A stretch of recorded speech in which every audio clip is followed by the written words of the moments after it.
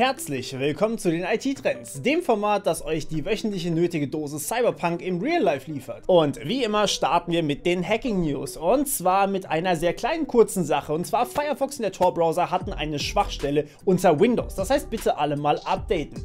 Denn ja, was da passiert ist, ist folgendes: Firefox und Tor-Browser greifen auf eine Bibliothek von Windows zu, die sich Angle nennt, wie der Winkel, nur auf Englisch. Und die ist genutzt worden, um Grafiken anzuzeigen. Jetzt hat sich herausgestellt, dass in dieser Bibliothek eine Buffer-Overflow-Schwachstelle vorhanden ist, was jetzt nicht gerade unwahrscheinlich ist. Und natürlich kann man den dann ausnutzen. Mozilla gibt keine genaueren Informationen raus, wie schlimm das Ganze war, das heißt, was damit alles möglich war. Also lässt das eigentlich nur den Schluss übrig, dass es ziemlich schlimm ist. Das heißt, vermutlich hätte jemand, wenn er eine passende Grafik bei euch in irgendeiner Webseite angezeigt hat, bei euch auf dem System Remote Code Execution durchführen können. Vermutlich, das weiß ich jetzt nicht sicher, das ist nur eine Vermutung meinerseits.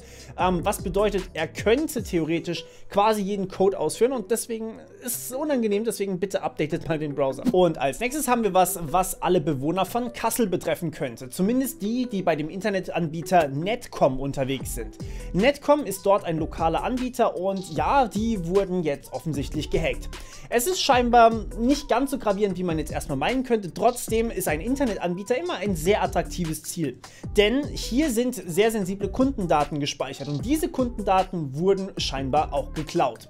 Kundendaten bedeutet insbesondere euren Namen, E-Mail-Adressen, eventuell Telefonnummern oder Geburtsdatum, was auch immer ihr dort hinterlegt hattet, vermutlich auch Adresse und in diesem speziellen Fall auch der Schriftverkehr. Das heißt alles, was ihr zum Beispiel von Netcom bekommen habt oder auch an Netcom geschickt habt. Was ihr dagegen tun könnt, naja, erstmal gar nichts, aber ganz besonders auf Phishing-Mails zu achten und falls ihr bei Netcom ein Passwort hinterlegt habt, ich selber bin da nicht, aber falls, dann solltet ihr das Passwort auf jeden Fall ändern und alle Passwörter, wo ihr da sonst noch dasselbe benutzt habt. Also ja, ansonsten kann man leider nichts tun, außer Phishing zu erwarten und dementsprechend vorsichtig zu sein, was E-Mails oder Anrufe angeht. So, die nächste News ist ganz besonders brisant, wenn ihr irgendwie ein bisschen paranoid seid, und zwar auf Raid-Forums, das ist ein Forum, wo man quasi Hacks oder sowas teilen kann, wenn man das möchte, wurde eine Comp vorgestellt. Eine Compilation of Many Breaches. Das bedeutet aggregierte Daten, das heißt Zugangsdaten, also Benutzername, Passwort, aus sehr vielen verschiedenen Hacks. Also sowas wie Facebook-Hack, Spotify-Hack, Phishing-Angriffe und so weiter und so fort. Die wurden alle zusammengemanscht und insgesamt sind da jetzt 3,27 Milliarden Nutzeraccounts von betroffen. Das heißt, da ist relativ viel drin. Das Ding an der Sache ist, die sind jetzt nicht gerade frisch. Das heißt, es gab jetzt nicht in der letzten Zeit einen gigantischen Raid oder sowas und das sind alle Accounts daraus, sondern es gab eigentlich über die Jahre natürlich sehr viele Hacks an sehr vielen Firmen und ja, das ist jetzt eine Collection davon. Also viele haben auch gesagt, die Dateien sind kaputt oder viele sind verschwunden oder viele funktionieren gar nicht und teilweise funktionieren auch die Passwörter schon lange nicht mehr oder aber sie sind eventuell gar nicht so groß, also gar nicht 3,27 Milliarden. Ja, all das ist natürlich ein bisschen komisch, aber das ist eigentlich sogar was Gutes für uns Security-Forscher. Denn, und das ist jetzt vielleicht ein bisschen unerwartet für viele von euch, denn mit so einer gigantischen Datenbank an Passwörtern und Nutzernamen kann man natürlich auch selbst agieren. Das heißt, diese Datenbank, die kann sich quasi jeder freikaufen und Kunden von zum Beispiel Raid-Forums sind zum Beispiel auch Have I Been Pawned. Auf Have I Been Pawned, das ist jetzt kein Sponsoring, könnt ihr gerne mal reingucken, ob ihr zum Beispiel ein Passwort irgendwo habt, was geleakt wurde. Und dadurch seid ihr in der Lage, eure Passwörter zu ändern, die davon betroffen sind. Auch Google macht sowas und es gibt noch sehr viele verschiedene andere Anbieter, die genau so einen Dienst anbieten. Von dem her ist so eine Comp eigentlich was Gutes für die Security. Die nächste News betrifft den Barcode-Scanner von Lavabird Ltd. Das ist eine Firma, die Software oder Apps entwickelt und das ist eine relativ berühmte App im Play Store gewesen. Denn über 10 Millionen Nutzer hatten sie sich runtergeladen und damals war auch noch alles völlig fein, aber irgendwann in der letzten Zeit gab es einen Patch für diese Software und dieser Patch hat die ganze Software bösartig gemacht. Das heißt, die Entwickler haben sich bewusst dazu entschieden, jetzt machen wir unsere Software zur Malware.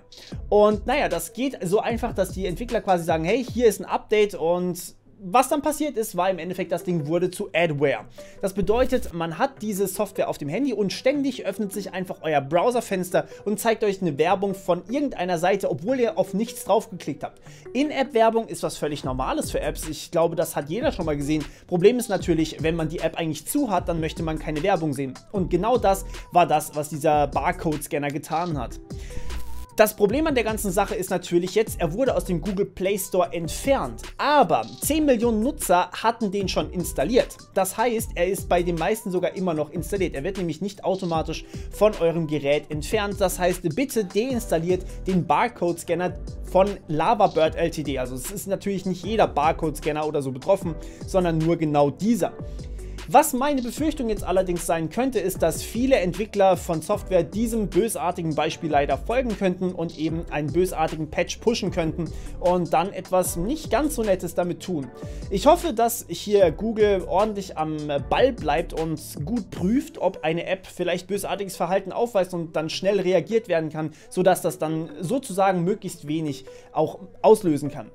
Bei euch irgendwie Passwörter zu klauen auf eurem Handy, das funktioniert nicht mit einer bösartigen App. Dazu hat die nämlich gar keine Berechtigung. Das heißt, das Schlimmste, was sie machen kann, ist im Endeffekt sowas. Und ja, das kann man schon verkraften, wenn dann halt mal ein paar Tage viel Werbung aufploppt. So, das war jetzt quasi fast der Hack der Woche. Allerdings ist diese Woche wieder mal extrem viel passiert. Ich habe nämlich noch zwei für euch, bevor wir zum Hack der Woche kommen. Und zwar das erste, ein Security-Forscher. Das heißt, niemand Bösartiges, kein Hacker, sondern jemand, der sich darum kümmert, dass die Security besser wird, also solche Schwachstellen meldet, ist bei PayPal und bei noch sehr vielen anderen Firmen eingedrungen. Und das mit einer Attacke, die ziemlich einfach nachproduzierbar ist. Das heißt, das könnten sehr viele andere Leute auch tun. Und zwar, was er getan hat, es gibt Software, ja, und es gibt Libraries, also Bibliotheken für diese Software. Das habt ihr jetzt wahrscheinlich bei mir schon häufiger gehört.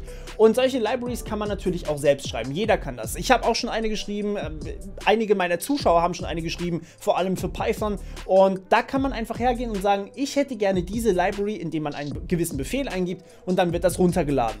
So, das ist natürlich jetzt ein Standardvorgehen und es ist auch absolut wichtig, dass man seinen Code teilen kann. Problem an der Sache ist, wenn man als bösartiger Hacker da Code hochlädt in eine Library, die sehr, sehr ähnlich heißt, nur leider einen kleinen Typo drin hat, und das Ganze nennt sich dann Typo-Squatting, dann tut man sowas wie eine Dependency Injection. Das bedeutet, man hat eine bösartige Bibliothek und Leute, die sich aus Versehen einmal verschreiben, laden halt die bösartige Bibliothek runter. Und so ist es diesem Sicherheitsforscher gelungen, tatsächlich bei PayPal und anderen großen Firmen einzudringen, weil dort scheinbar ein kleiner Typo drin war in der Installation.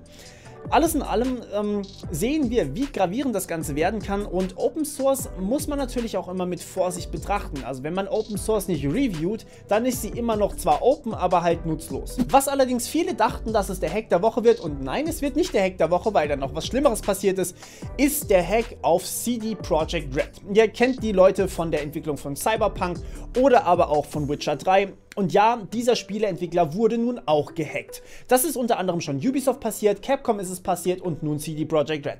Was passiert ist im Endeffekt folgendes: Jemand ist eingedrungen, wie genau kann man nicht sagen, und hat alle Dateien verschlüsselt und anschließend ein Lösegeld gefordert. Es war auch ein gezielter Angriff auf CD Projekt Red, wie man an der E-Mail erkennen kann, und nun ja, CD Projekt Red hat das einzige Richtige gemacht, sie haben nicht darauf reagiert.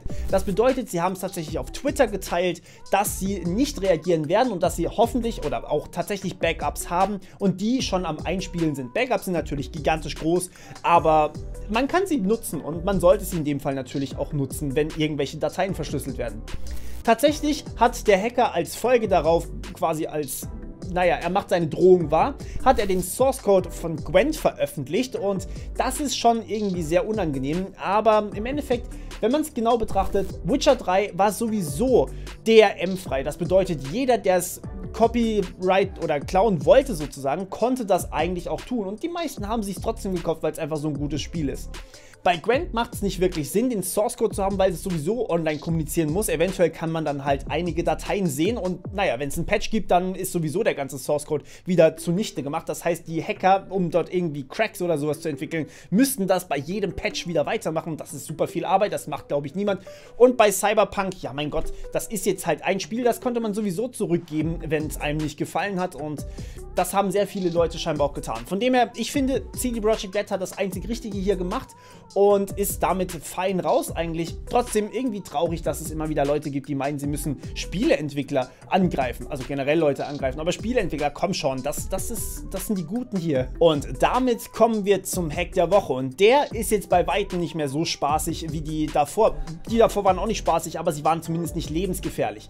Der Hack der Woche hätte für mehrere 100.000 Menschen lebensgefährlich sein können, denn ein Hacker ist in die Wasserwerke von Oldsmar in Florida eingedrungen, und das ist wirklich sehr, sehr gefährlich.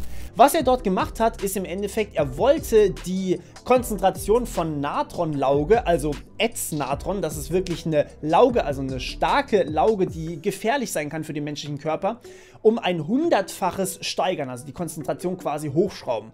Und hätten die Leute das getrunken, dann wäre tatsächlich einiges dort passiert. Da wären wahrscheinlich einige Leute gestorben davon. Zum Glück hat man dort vor Ort auch einige gute Sicherheitsvorkehrungen gehabt. Das heißt, es war jemand vor Ort, der dann auch geguckt hat, ob die Level im Normalbereich sind, permanent quasi alle Level überwacht, und hat dann gesehen, dass die Level nach oben geschnellt sind, und hat das dann natürlich wieder zurückgeschraubt.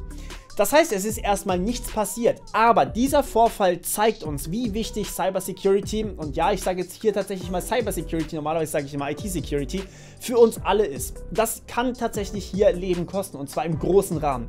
Wenn jetzt zum Beispiel ein Hacker Wasserwerke, Stadtwerke, also Elektrizität oder auch Kraftwerke hacken kann, dann kann dabei tatsächlich eine ziemliche Katastrophe ausgelöst werden, die mehrere Menschen das Leben kosten kann. Und deswegen bitte ich euch, wenn ihr das nächste Mal gefragt werdet, warum wir eigentlich Cybersecurity brauchen, warum wir eigentlich Hacking brauchen, warum ich sowas auf YouTube euch auch sage, dann wisst ihr jetzt warum, und ja, bitte verbreitet das weiter, wenn ihr die Chance dazu habt. Und damit kommen wir zu den Politik-News, und dieses Mal finden die statt in Myanmar, also zum Glück nicht bei uns sozusagen.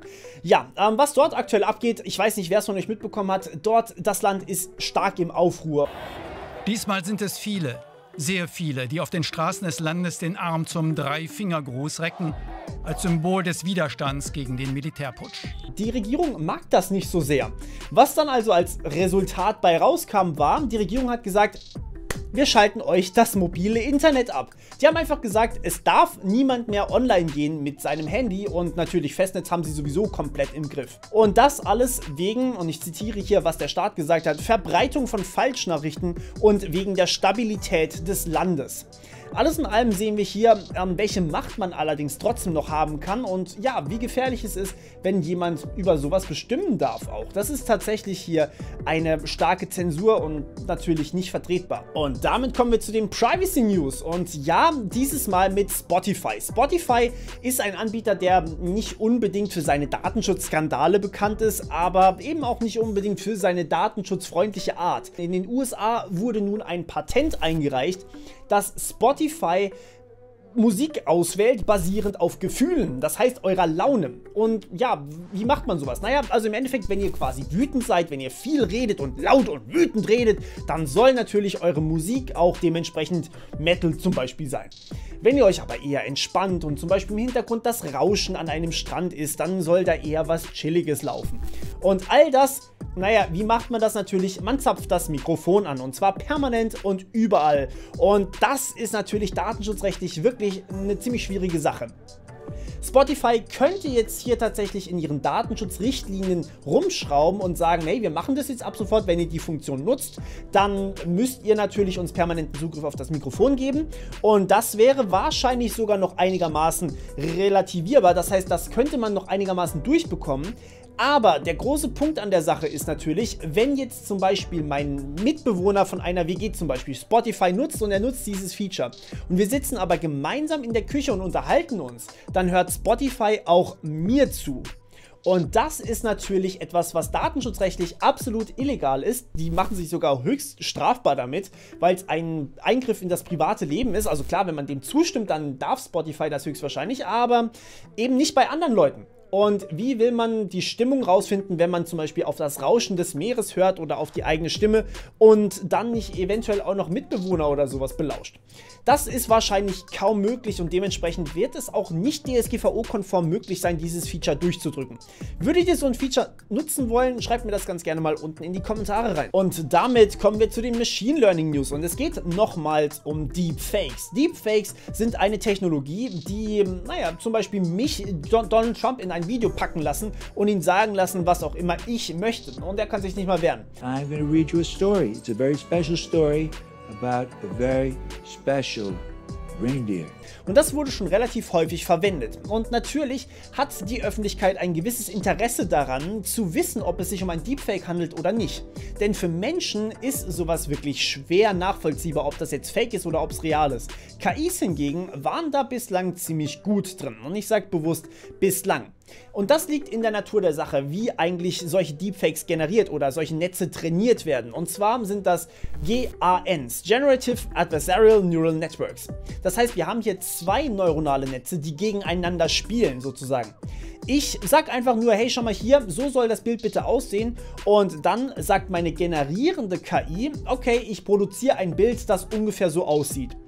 Meine Gegenspieler-KI, das ist meine Detektions-KI, die lasse ich jetzt entscheiden, welches von diesen beiden Bildern das Original ist und welches das Fake ist. Und so verbessern sie sich beide kontinuierlich weiter. Das heißt, irgendwann haben wir Bilder, die wirklich echt aussehen, und auf der anderen Seite haben wir eine KI, die ziemlich gut erkennen kann, ob eine Sache echt ist oder ob sie ein Deepfake ist. Problem an der Sache ist jetzt, es haben einige Sicherheitsforscher bzw. Machine Learning Forscher herausgefunden, dass man, wenn man die Bilder, die generiert wurden, nochmal mit einer KI verändert, die Erkennungs-KI ziemlich stark austricksen kann. Wenn man weiß, wie die KI, die erkennen soll, eigentlich funktioniert, dann kann man hier sogar 99% schaffen. Das heißt, 99% der Fälle weiß die Erkennungs-KI nicht mehr, dass es sich um ein Deepfake handelt. Und das ist wirklich die allermeiste Zeit. Wenn man es nicht weiß, sind es immerhin noch 5/6 und das ist trotzdem auch eine sehr hohe Quote. Das heißt, in den meisten Fällen kann nicht mal mehr eine KI erkennen, ob es sich um ein Deepfake handelt oder nicht.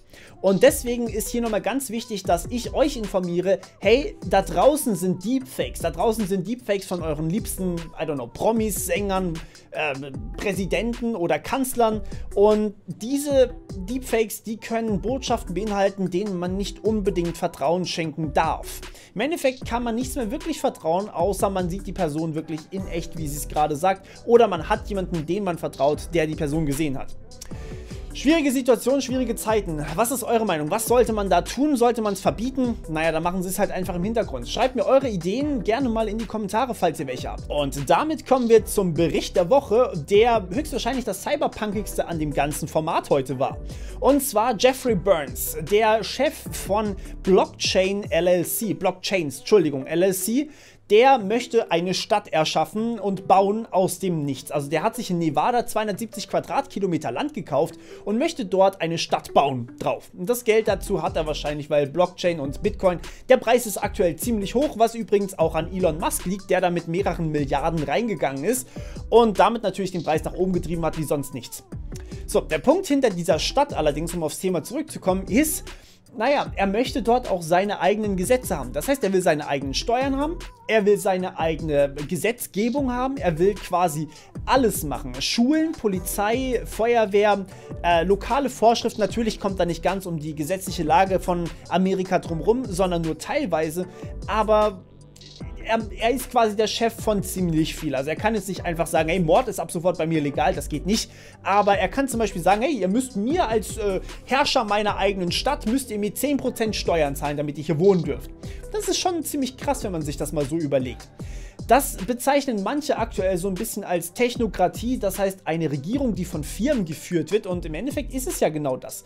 Erinnert mich ein bisschen an manche Cyberpunk-Filme oder auch Serien. Ich habe da zumindest einen im Kopf, die kennt wahrscheinlich aber niemand. Continuum, hat das jemand gesehen von euch?